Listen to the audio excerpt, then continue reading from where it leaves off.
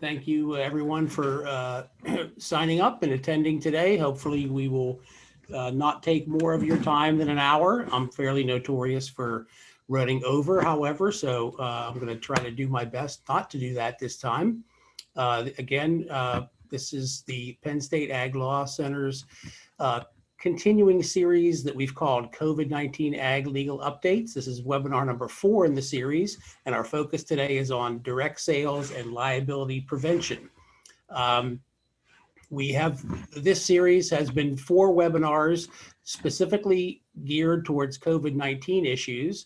We're going to have briefly or soon, we're going to announce a fall schedule of webinars, which will cover both COVID topics as well as non-COVID-19 topics. And we're also going to launch a series of quarterly dairy industry legal webinars dealing with various legal issues in the dairy industry.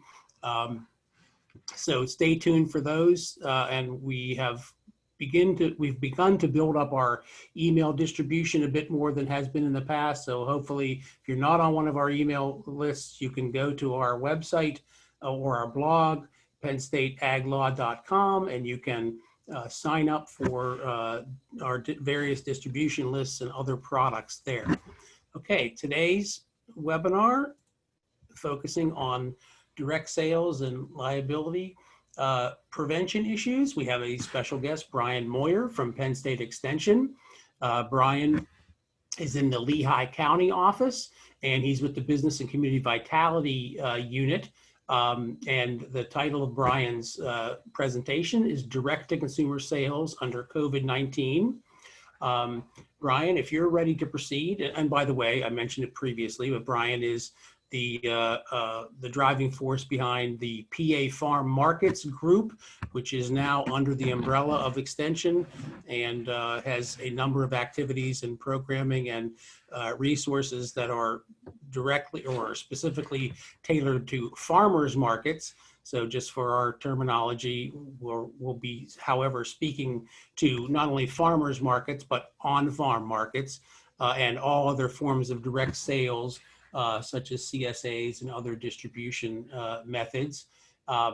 Brian, if you are ready to go, you can go ahead. I will stop sharing my screen and you can proceed. Okay.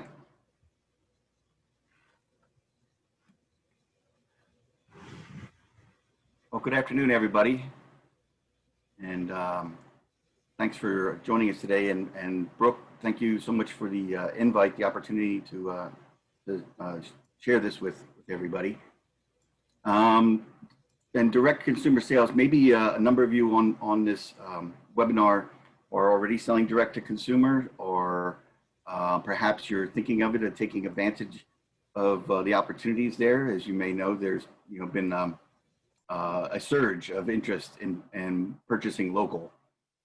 And so I'm going to talk a little bit about that. This is what I'm going to cover with you this afternoon. Talk about some new customers that have been shopping or purchasing from us, potential opportunities that exist even during the crisis for market channel opportunities, and then some risk management considerations of operating under COVID-19.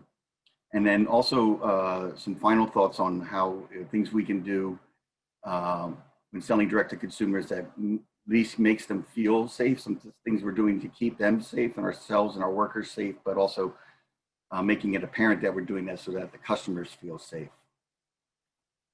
So as you may have known in whatever headlines, of course, or if you are selling direct to consumer, that maybe you started seeing people you never saw before who are now interested in buying from you or from the markets that you participate in. And why did they seek us out? Well, as you know, the supply chain disruptions in the food industry, we had a front row seat, basically consumers had a front row seat of our food system.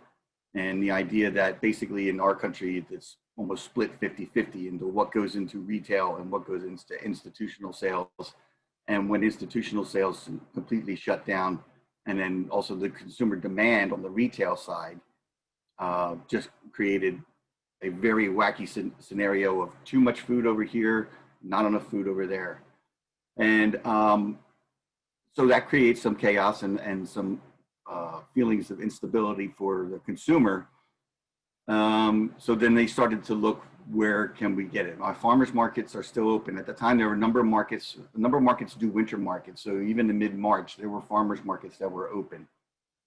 And there was a sense of safety that customers felt by shopping at farmers markets, and the fact that it was in the open air. Farmers markets were doing very strict things to keep things safe. Like, for instance, in this photo here, this is a market in Chester County. This is probably the most draconian measures, where they had to create an online ordering system. Customers placed orders online. They received a timetable, a time window that they could come and pick it up. Vendors just put the orders on the table at the particular time for when those customers could come pick it up. So there was no contact whatsoever, and everything was paid for in advance. So no tents, no activities, nobody's playing music, no really nice, colorful displays. And then the local food supply chain is very short. You know, in some instances, like in farmers markets, and particularly with CSAs, right? It's just the farmer harvests it and you get it. So there was no really disruption there. And also the fact that right from the very beginning, farms and farmers markets, on-farm markets, CSAs were considered essential businesses. And that was really critical in the fact that once the governor started moving the state into red zones and started closing things down, Secretary of Agriculture Russell Redding had posted a photograph of himself shopping at a farm market and said farmers markets, on-farm markets are essential businesses. So when my phone started ringing from market managers saying, can my market be open tomorrow? And I could say, yes, it can. But we had to look at considerations on how that happens, and I'll go over some of those. And so where some opportunities exist? Well, the one thing that happened right away is if you're selling direct to the consumer and you didn't have some kind of online presence or an online ordering system, everybody was in a rush to have one, to create some kind of contactless e-commerce so people could shop and you could sell. So whether it was markets themselves that they had the capacity to host online ordering systems for their vendors in some cases, but in most cases it was the vendors themselves that were putting up online orders, and people would come to the market or come to their farm market to pick up sales or do curbside delivery. CSA shares quickly filled up for community supported agriculture. Usually farmers struggle towards the end of winter to try to get all their shares sold. And farmers markets and CSAs have been kind of flat the last several years. You know, the gross sales haven't risen. They actually shrunk a little bit and just kind of stayed that way. And CSA farmers would struggle to meet their shares. You know, the farm decides how many shares it needs to sell to be viable. And then they offer those shares to the community. So if I have a 200 share CSA and I'm only reaching 150, that's a big hurt in my finances to not have 25% of my customers there. But that wasn't the case when it happened. So now I'd say any of the CSA farms I talked to have a waiting list. And in some cases, it was a waiting list of customers who were regulars just because they didn't sign up in time. Distillers became local heroes. You know, the popularity of small distilleries in Pennsylvania has become very, very big, and all of them had kind of switched over to develop hand sanitizer, which was, as you know, in very short demand. And then also we were seeing from the consumer side is making larger purchases, and still seeing that today. In fact, I was just reading this morning that there is a concern in the grocery industry. You're starting to see the shelves fill back up, but I know at least in my hometown grocery store, it's not completely, there's still some empty shelf space. So there's still some disruption going on, and they feel that in areas where COVID-19 numbers are rising, and there could be some further shutdown that could cause some further disruption in the supply chain, and we could see that happen all over again. The markets are we've been telling people shopping at markets to send one person from the household, just to limit the number of people in the market at one time. So we're seeing fewer people in the markets, but we're seeing larger purchases. So they're buying in larger quantities. And so we had some guidances. The other thing that happened right away too was that the PDA, Pennsylvania Department of Agriculture, created guidances on for farmers markets, on-farm markets, and any other agricultural business you can think of. And the link here takes you to all those guidances. And well, so we were able to do was very quickly from that create guidances, or not create guidance, but create educational information from webinars to articles to news outlets to be able to disseminate this information to the parties, the businesses that needed them. And so, for instance, things like this, we worked with the guidelines to create things for markets, to create information for vendors, information for consumers, how we can create contactless delivery systems, or what are best practices around contactless delivery systems. And then we also started a farmers market manager forum right off the bat, which is once a week, and it continues to this day, every Wednesday at 3 o'clock. It's like I said, it's a forum, so it's pretty open discussion, and it's a place where those markets that from the beginning, those markets that were open, were able to share with ones that weren't open yet what they were doing in practice to operate what they felt was in the safest manner. And then so people could, we could develop things that would apply to their market. You know, every market is different. And so we have over 300 farmers markets in the Commonwealth and over 600 on-farm markets. And so you can imagine almost each one of those there's not two that are really alike. But being able to connect with one another, they can see what they have the capacity to do and then adopt that for their market. And then we created some things like these images on the left here, where in the middle one where it says no, that's what you think a farm stand looks like, right? When you go up or a farm at a farmer's market, a stand at a farmer's market, customers can go up, select what they want, pay for it.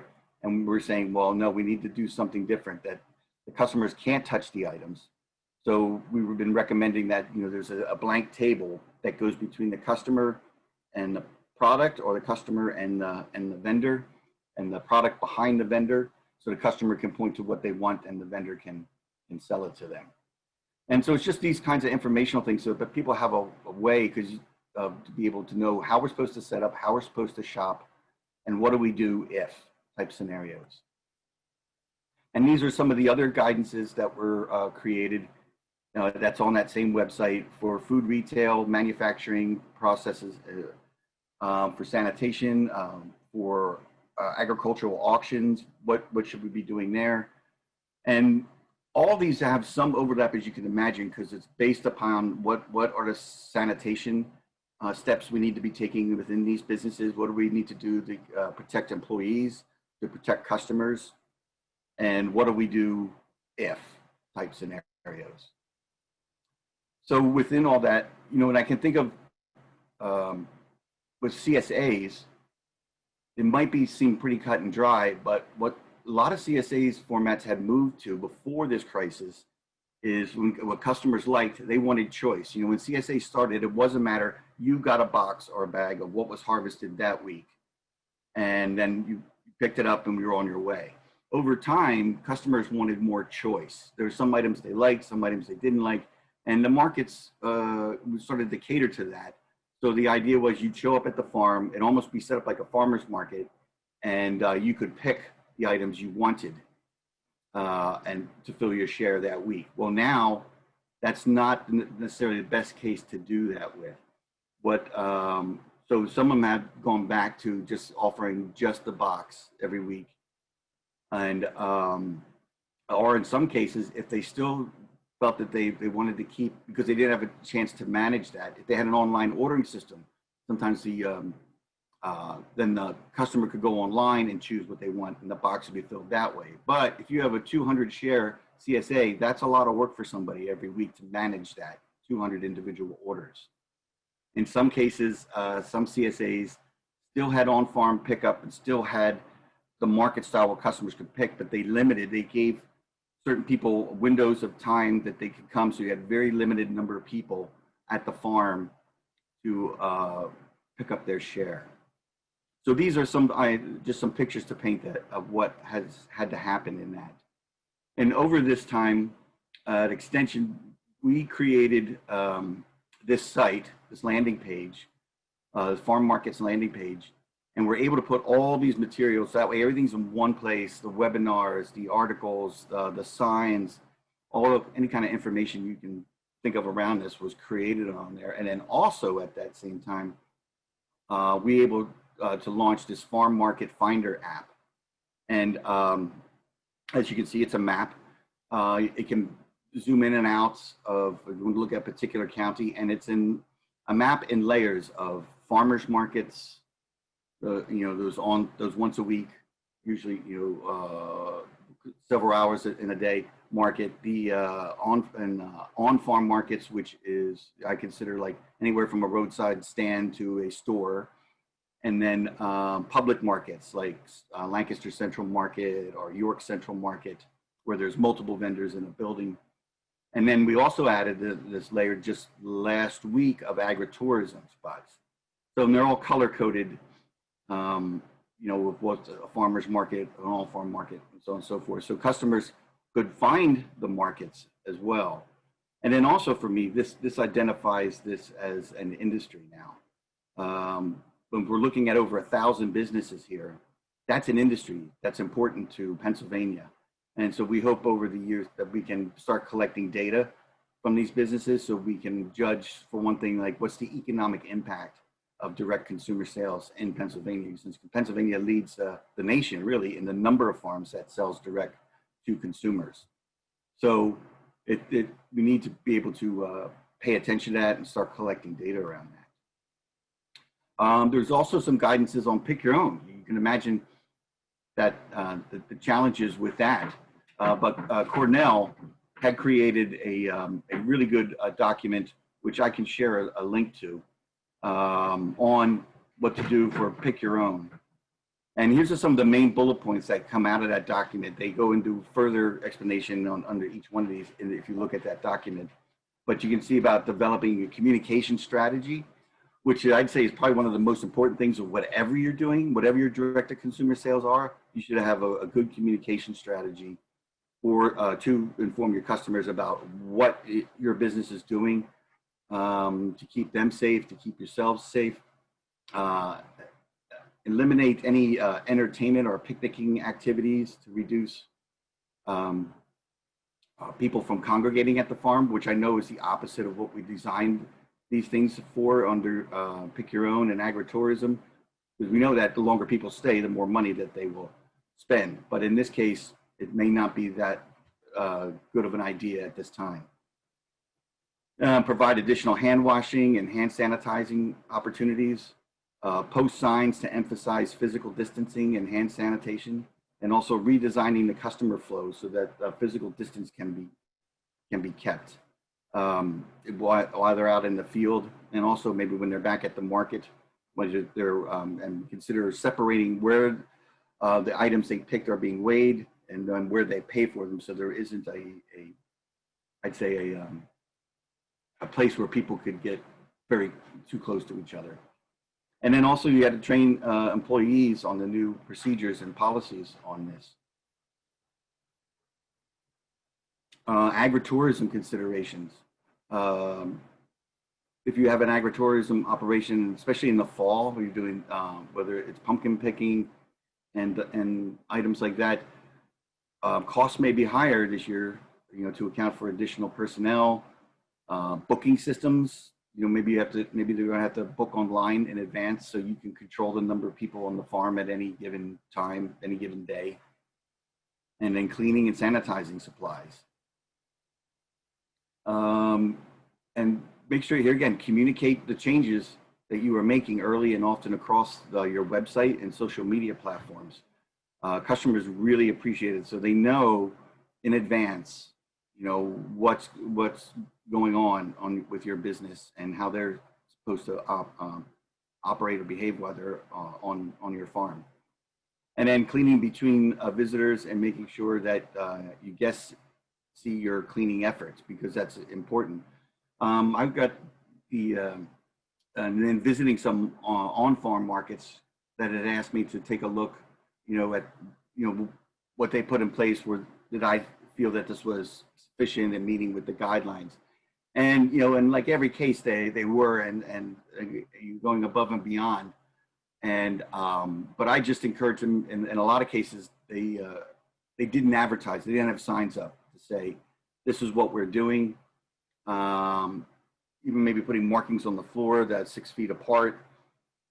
So customers are become very aware and get a level of comfort in the steps that you are taking. And then they'll be more inclined to be comfortable shopping with your business.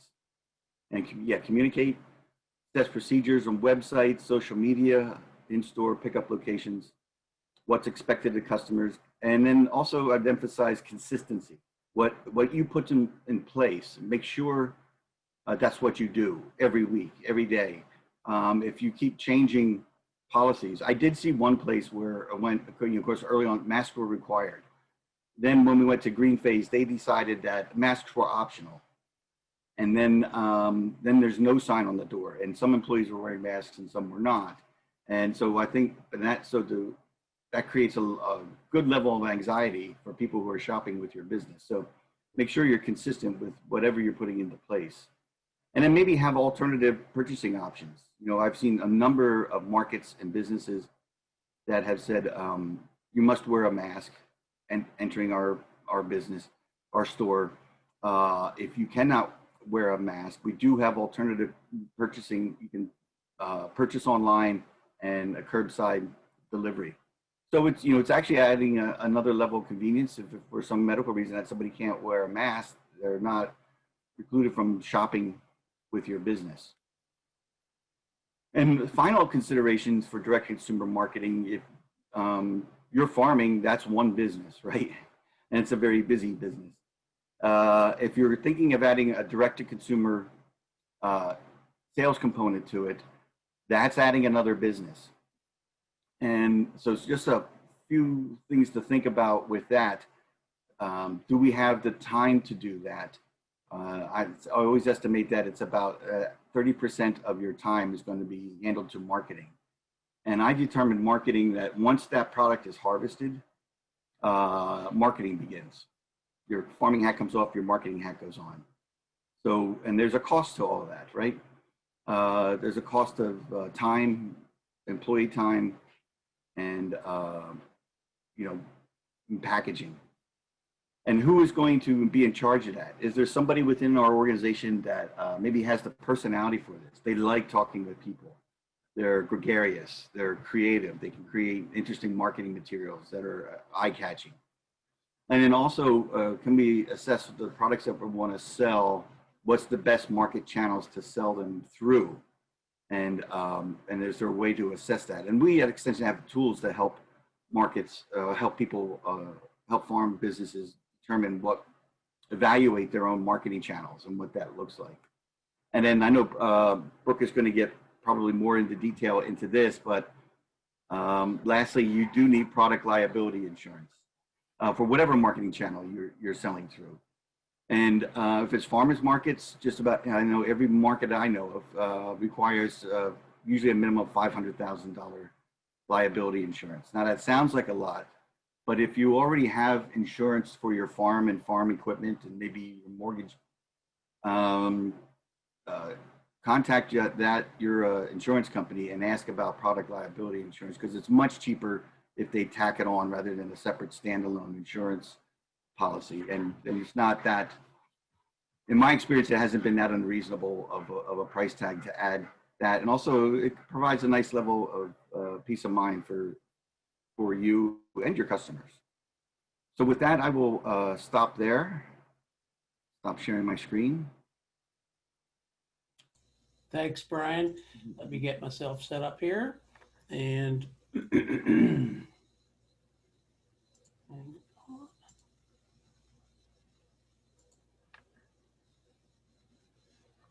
right. Now, let's see here. Did that take? Can you see my screen? There we go. Okay. Hopefully you can see the screen. I have the agenda slide up there. Somebody give me a thumbs up on that. Ross, Jackie, Brian, anyone? Just want to make sure before I proceed ahead. Yep. One thing. You're all good, Brooke. Okay, thank you. What we want to do is take our questions at the end. So please type your questions into the Q&A function of the Zoom screen, and we'll take questions at the end, provided I don't run on too long. So I'm going to get started right away. Brian gave you some of the overview of the COVID impact and some of the things Extension did in response with regard to various forms of direct marketing. Now, what I'm going to try to do is I'm going to try to give you a primer on what legal liability is applicable to you, and give you a very, very rudimentary understanding of some of the things, some of the legal principles that go on, because I think there's been a lot of misunderstanding, a lot of rhetoric and talk about the need for liability protections, but I don't know that everyone who's talking about that really knows what they're talking about. So particularly if you see from the floor of Congress, you see all kinds of speeches about how there's all this need for liability protections, and we really need to examine that. The question is protections from what exactly, and what's reality and what's just imagined. And I have some statistics at the end that are somewhat shocking. Yes, we are talking about negligence attorneys, the people you see on television commercials. That's who would potentially be pursuing claims of legal liability against someone who direct markets, and that's our audience here today, and they pursue legal liability claims against all kinds of people. But I'm going to tell you a little bit about what's really going on there, and hopefully it leads to a little bit of a better understanding. How you can counter the billboard attorneys, we'll call them, and I was in that business for about 10 years exclusively, and I was on the other side of all those gentlemen and ladies, and some nice people, some not so nice people. But in any event, there are two big things on your side, which are both forms of risk management, essentially. Number one is the basic understanding of what negligence principles are, and this concept of what the standard of care is and what that actually means. And I can demystify that hopefully a little bit. And then number two, of course, insurance is your other giant risk management tool. And just as Brian sort of said at the end there, there's multiple forms of insurance, of course. Workers' comp is one. We're going to talk about that. General liability insurance is another, which covers essentially your operations and the real estate and any injuries or hazards that may exist as a result of the real estate that may be under your control, or the methods and the ways that you do business. You run into somebody with your hand truck when you're loading into the market, or that sort of thing. And also products coverage, as Brian mentioned. Now, the good thing about products coverage in the COVID-19 pandemic here is that so far we have no indication that COVID-19 is a food-borne illness. In other words, not transmissible by digesting food. And so therefore, products coverage actually in the COVID-19 world becomes slightly less important, because that is what you are buying when you're buying products coverage. Is you are buying coverage against foodborne illness primarily. And that's not what we're dealing with here, at least so far the science tells us. So now most of what for the purpose of this seminar, we're going to be talking about liability for COVID-19 transmission. However, the principles we're going to talk about apply to everything, including the conditions on your real estate, that sort of thing. Any place that you invite the public into a property that's under your control. It doesn't have to be that you own it, simply that you possess it and control it, and you can be potentially found responsible for conditions that exist on that real estate. Okay, now, when people are talking about this liability protection and we need all this liability protection, what are they talking about? Well, there's two parties in the world, essentially, for a person in your situation an ag, a production ag operator of some kind or other, or a retail seller. Employees bringing claims against you is one thing. All others are what's called third-party liability claims. It's an important distinction for the purpose of understanding what we're dealing with here, and we're going to talk about them separately. Now, workers' compensation is what exists and has existed for the last 100+ years, the lifetime of anyone who's still existing on this earth. No one who's still alive on the earth even remembers a time when there wasn't workers' compensation. Maybe I should say anyone who's still alive in this country doesn't remember a time when there wasn't workers' compensation. And the workers' compensation system came about in the late 1800s, and it solved the problem of a business's liability to its own employees for injuries that may be suffered by those employees in the course and scope of their employment. Industrialization came in, machinery, lots of ways for workers to be injured. The trade-off was, all right, in exchange for an employer being required by law to have insurance or pay out. If you don't have insurance, it's going to come out of your own pocket. But the bottom line is, in return for mandatory workers' compensation benefits, which are given out for workplace injuries, regardless of whether there's anybody at fault or not, the employer gets immunity from any claims of liability directly brought against them by their own employees. That is ironclad black letter law. And that has been the law for decades, over 100 years in this country. And so what that means is that you do not need to be worrying about claims by your own employees against you for contraction of COVID-19 in the workplace or allegedly in the workplace, provided that you have workers' compensation and insurance, and that you bought your insurance and you're paying your premiums, and that's what you bought the insurance. Let it do its work and let it take care of these claims. Now, not all the claims that, or I should say, maybe I'll put it this way, not all cases of employees being diagnosed with COVID-19 can in any way, shape, or form be proven to have actually been caused or contracted in the workplace. There's a big problem, even with workers' compensation claims, with proving causation. In other words, where did the COVID-19 actually come from? Was it on the doorknob of the gas station that that the person stops in, on the way to work? Was it at home? Was it for a relative? Was it at the concert they went to, assuming there is a concert? Or was it at the restaurant that they went to? Or was it with some social gathering? Proving that COVID-19 was actually contracted in your workplace by an employee proving that's a very, very, very tall order to prove. And so that is really what has become the principal defense to workers' compensation claims that have been made for the contraction of COVID-19 in the workplace. Yes, claims are made, and I have some numbers here from the PA Department of Labor. Between March 11th and August 7th, there were 5,354 COVID-19 workers' compensation claims. Now, that's not to say that they were paid. Many of them, and perhaps most of them, and maybe all of them, were defended on the basis that there's no way to prove exactly where you got the diagnosis or where you got the virus from. Now, I will say that once you have 3 to 4 cases in your workforce, then the case gets a little stronger.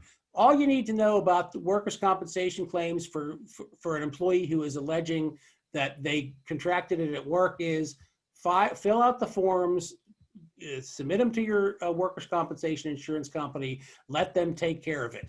Your part is to worry about all of the other portions, which we're not here to talk about today, which is the leave issues and other issues, and when to bring them back, and how long should they be in isolation. That's a topic for another day.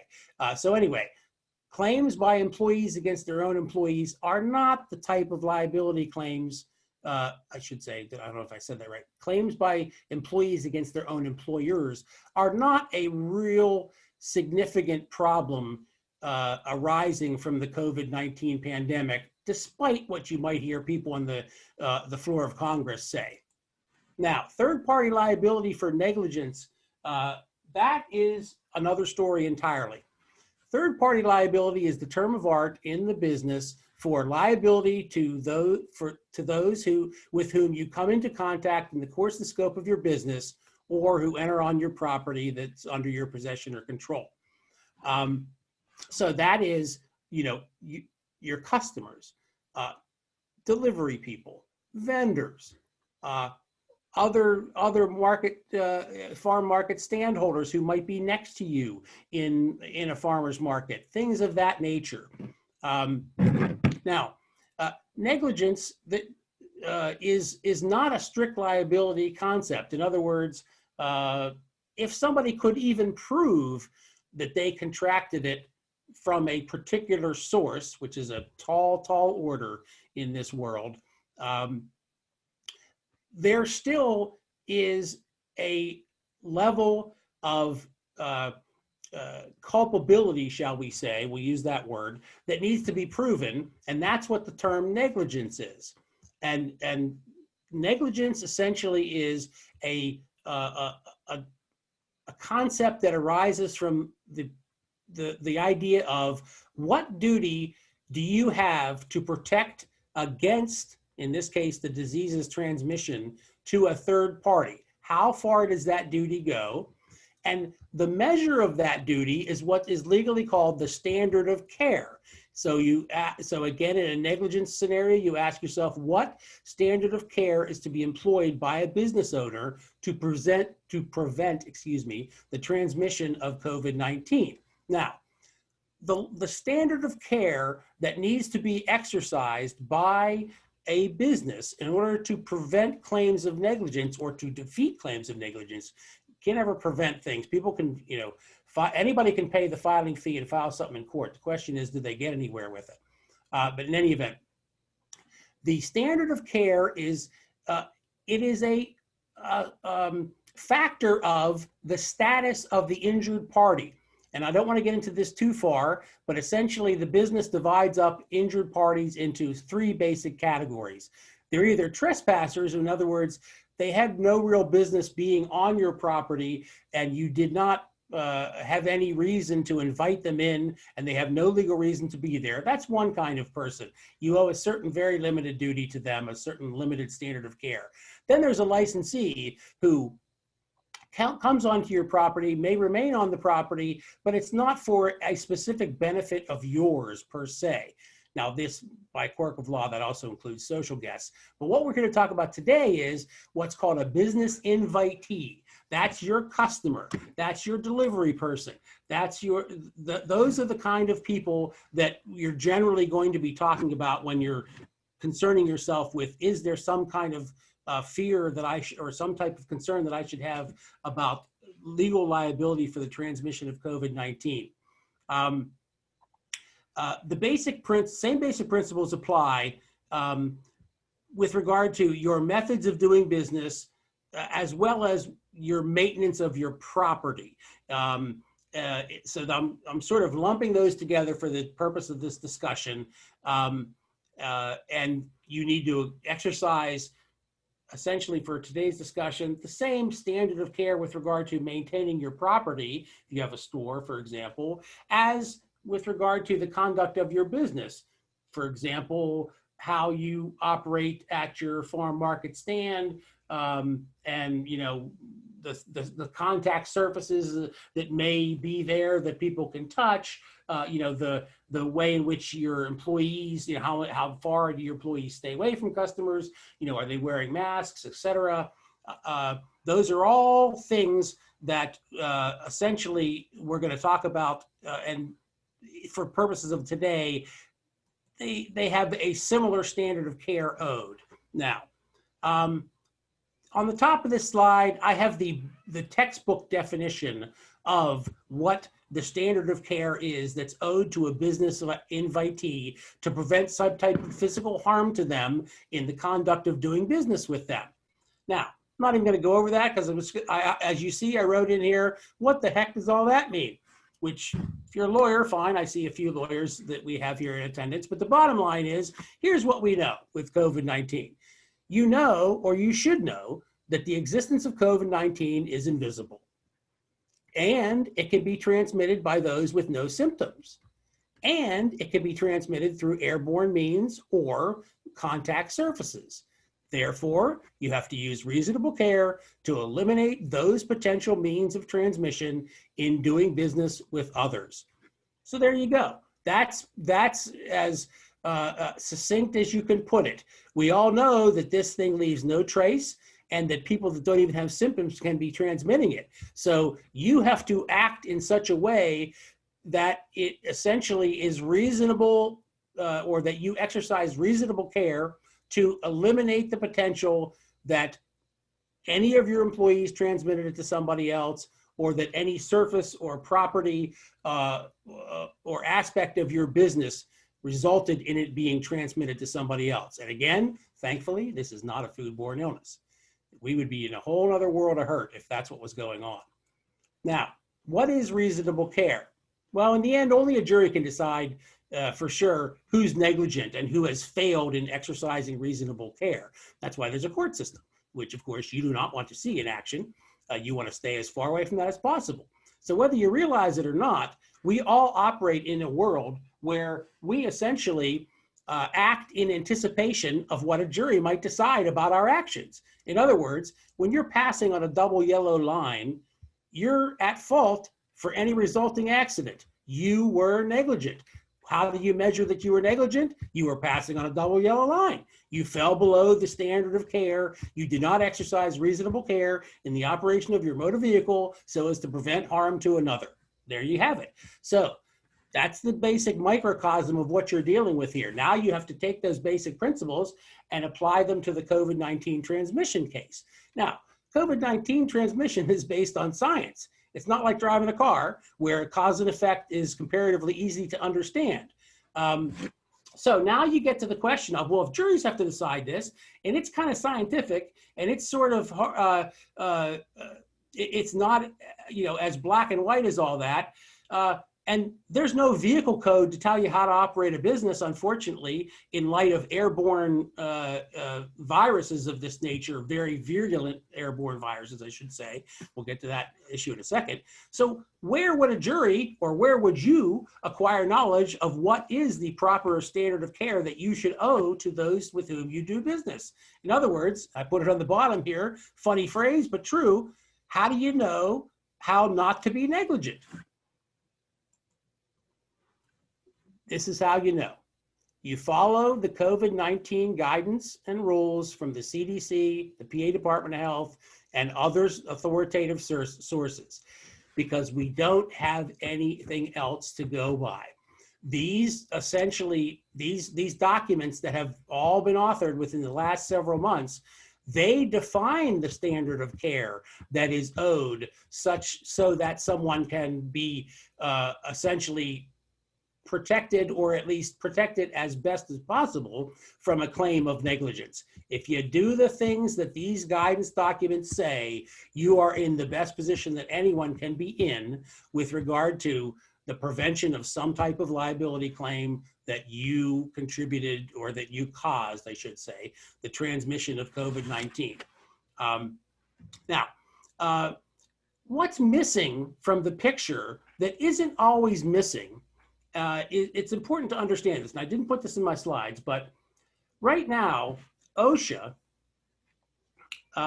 does not have any standards with regard to how to protect employees from airborne respiratory illnesses like COVID-19.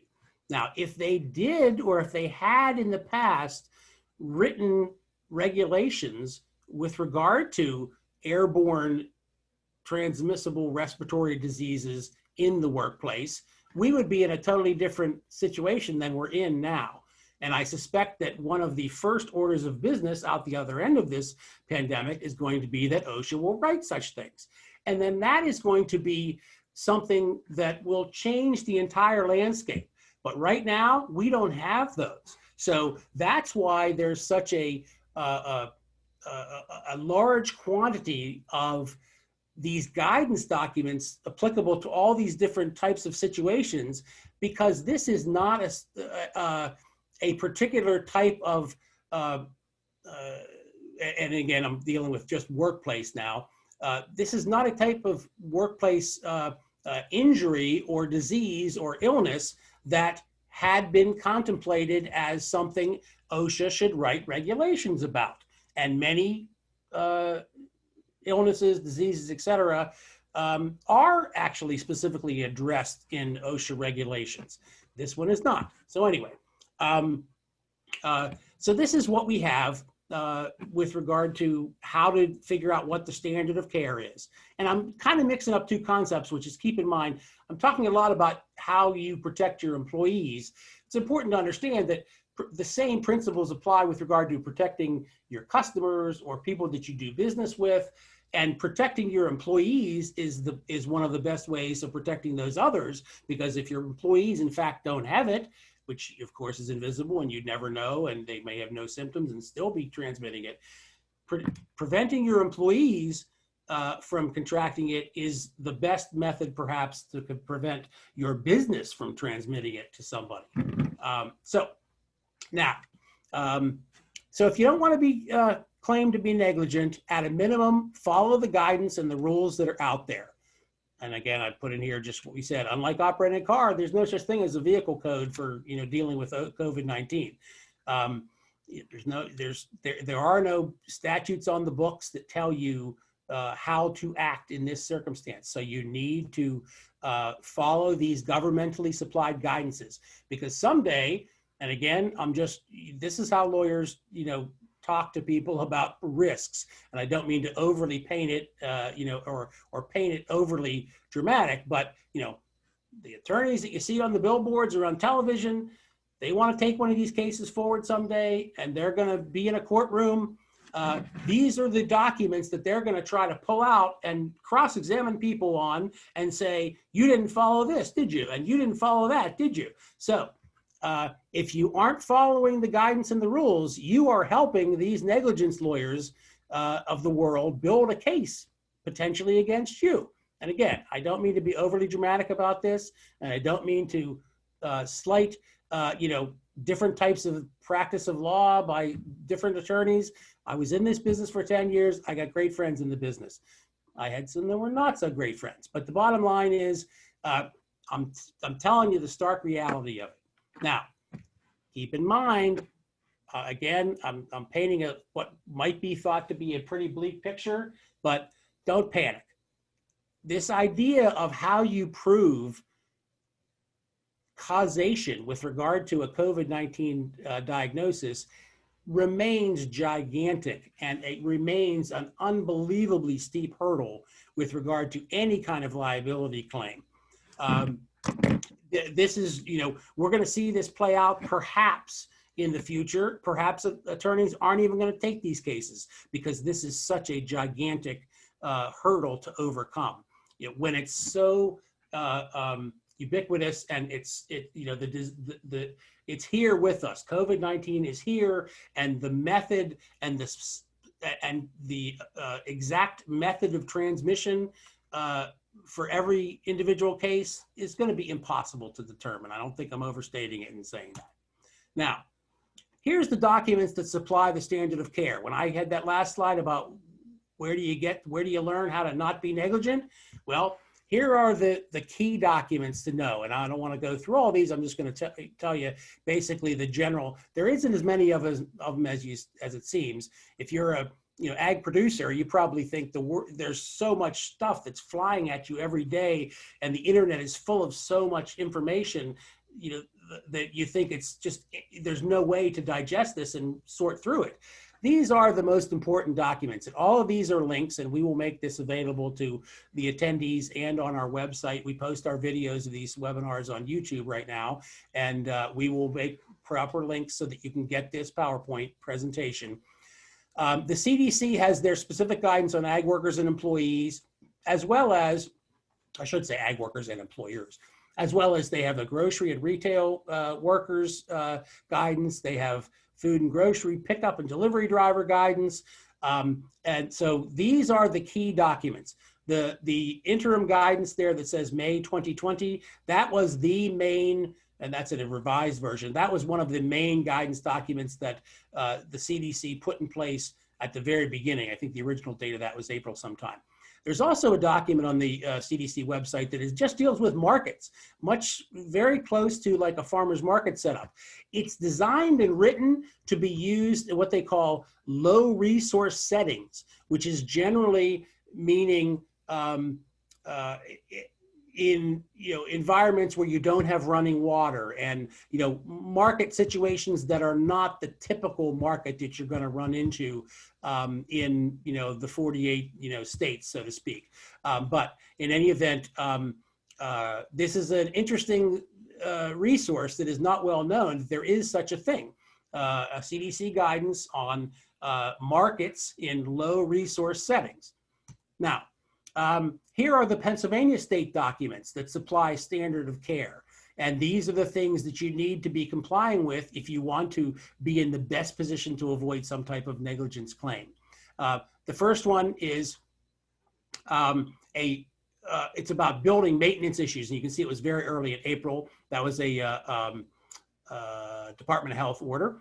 And then there was another Department of Health order that was this was whenever the critical infrastructure employees were determined, and people who were allowed to maintain in-person operations. This is the controlling document for how to conduct that kind of business.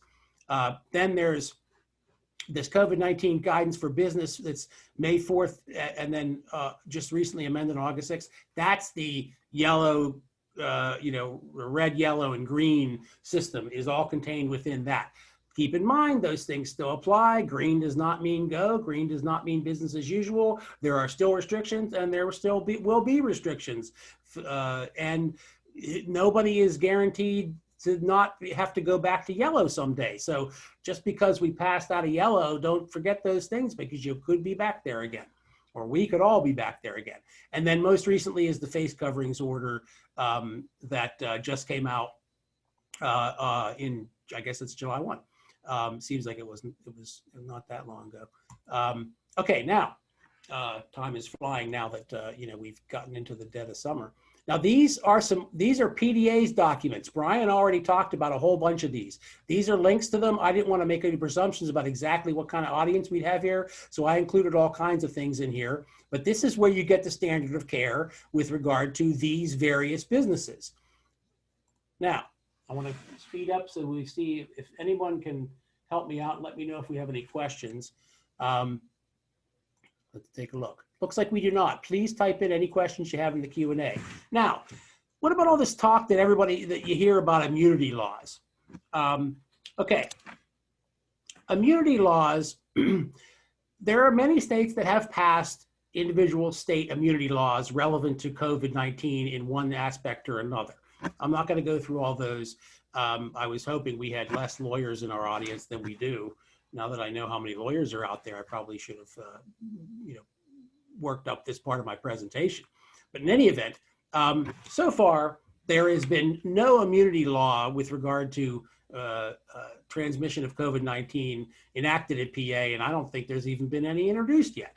Now, the U.S. Congress has shown one, I don't even know that all the language is out there yet. It may be. The Senate version of the next, if you want to call it stimulus bill, whatever you want to call it, the HEALS Act has a immunity provision in it. But of course, the passage of that remains particularly uncertain at this point, and I'm not going to go into all the details of it. I'll tell you a little bit about immunity acts or immunity laws in a second. The question, well, let me jump down and say that at the very bottom, most immunity, I have a bullet point, most proposals, immunity proposals, they essentially just up the standard that has to be proven for legal liability to be found from normal negligence, which is what we've talked about here, this reasonable care against the injuries to others, to a gross negligence standard, which is just a lot more culpable conduct that you really had to be ignoring basic safety procedures in such a way that it could be called gross negligence. And there's lawyers could argue, all night about what gross negligence is and what recklessness is. But the bottom line is just know that that's what these immunity laws that are being talked about do, is that they just increase the standard to prove negligence to a much, much, much higher standard. That's the idea behind these immunity laws that are being talked about. A lot of the things in the HEALS Act have to do with the medical field. And so we'll dispense with those. Now, but here's a telling statistic here. There's a law firm actually who keeps these statistics. I should have given them a citation here so you'd know exactly where this comes from. But they track all the COVID-related lawsuits filed in every state and all the federal courts in the country. 3,727 COVID-related cases have been filed since March. Only 185 of them, or less than 5%, are claims of some type of personal injury as a result of contracting COVID-19. So when you hear speeches from Congress about this glut of liability claims and this crisis of liability and why all these things are needed, we're talking about less than 5% of all of the COVID-related cases that have been filed since March. So I don't know how accurate it is to say that there is some type of liability crisis going on here. Now, Brooke, we did get a question in that okay. if we could build some time to be able to answer that. Okay, and I'll just 15 seconds. Be aware that, of course, there is one suit in Pennsylvania, and there are others elsewhere, by an employee against their employer for the contraction of COVID-19. Until the law radically changes, that suit will be dismissed, period. Creative lawyering still persists out there, but that is nothing that people at the level of our audience, hopefully, are ever going to have to worry about. Nothing can stop creative lawyers, but the law is going to have to change a heck of a lot for that kind of a lawsuit to go anywhere. Now, go ahead, Ross. Why don't you let me know what's the question? I can read that question to you. What if you have a vendor that will not wear a mask and they say it is a medical issue? Can the market be held liable if they contract COVID and pass it to our customers? Okay, a couple things buried in there. I do believe that, as it stands today, the verbal statement of a medical reason why you can't wear a mask must be accepted on its face value, as I understand it. Not something I read about this morning, but that's my understanding of that. And that's the Pennsylvania, because the only requirement for a mask is, a Pennsylvania state law requirement. There is no federal requirement anywhere for masks to be worn anywhere. Everything at the federal level is a recommendation. That's a whole nother problem that we'll have to, it's for another day. But the bottom line is, so that's that situation. So then that does lead you to having to accept that verbal statement that there's some medical reason why you can't wear a mask. The best you can do as the market manager at that point is document what was said, when it was said, exactly what the reason that was given was, and then preserve that evidence for ultimately your own defense, so to speak, should these other scenarios that's in this question come to pass. Can they be held liable if if others, customers, contract COVID? I guess it's theoretically possible, but I don't see a whole lot of potential and a whole lot of risk for that because of the way that the mask requirement is set up in Pennsylvania right now. If the market documents what they were told by their vendor, the best that you can do is, if you want to perhaps reconfigure things to make sure that at a minimum you're providing ample space between that vendor and any other vendors, would probably be a good idea. Making sure that they're doing things like what Brian showed with the table in front, so that that vendor isn't getting close to customers. Then you've held off the argument, or you've fended off the argument that, well, you knew that this person wasn't wearing a mask and they didn't have any kind of a barrier, and you just let the customers walk right up to them and you didn't do anything to intercede. Okay, do the best you can to intercede with regard to those other distancing requirements, because this mask situation, unfortunately, where we are right now is you have to accept their verbal statement that they have a medical issue. We've been, of course, talk about this a lot on our market manager forum, and some things that came up on it is asking the person, well, if they feel that they should be at market at all, if they have a medical condition, are they putting themselves more at greater risk? And especially if they can't wear a mask. And then two, is there somebody else within their business they could send instead of that person come and wear a mask? Yeah, right. And I'll just say that right now, Brian's group and the Ag Law Center are trying to work together to create some, and the Department of Health has pitched into, to try to create some additional, how's the right way to put it? Some additional basis for authority of the market manager over the vendors with regard to these kinds of issues, because a farmer's market, for example, is a very unique thing. You're talking about multiple businesses crammed into, comparatively speaking, they're crammed into a small space where they're all sharing customers, but yet they can endanger each other. Not only is there these common customers, but these are businesses who are operating so close to each other that, they're putting each other in danger. And so it's a pretty unique environment, really. It's quite, and as Brian, found, there's not the guidances that are out there aren't always applicable.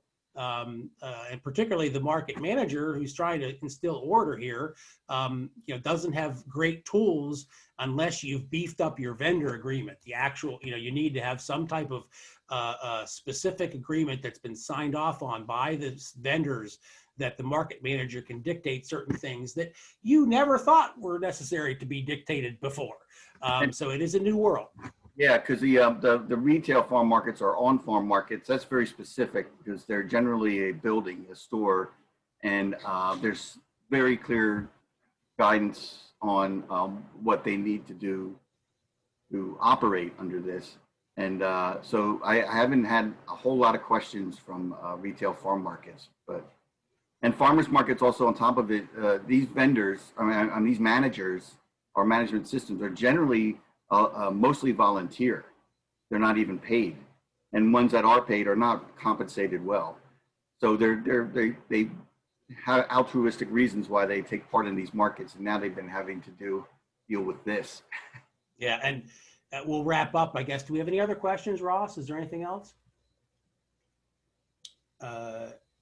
One of the things, keep in mind. There was a question from the chat box. Oh, yeah. Directed to Brian. Is it still recommended to do pre-orders only at farmers markets if possible? It is not, and I'd say majority of the markets have gone to like regular shopping, but with those guidances in place where you have an extra table in front that creates that 6 foot distance. They have spacing between vendors to create social distancing, but I say the ones that have pre-ordering systems, like, they still keep them, and they're still filling orders, and because we've attracted that whole other customer base to markets that find that as a convenience, and the vendors like it. All right. One of the interesting things about why does the farmer's market, sort of fall in the cracks sometimes of a lot of these guidance documents is, this is a product of our, as a society, we move to this very, I don't know, you want to call it siloed. We move to this very rigid idea of how you conduct a business, which is that I have my property and my business is conducted on my property within these, confines, and no other business is there.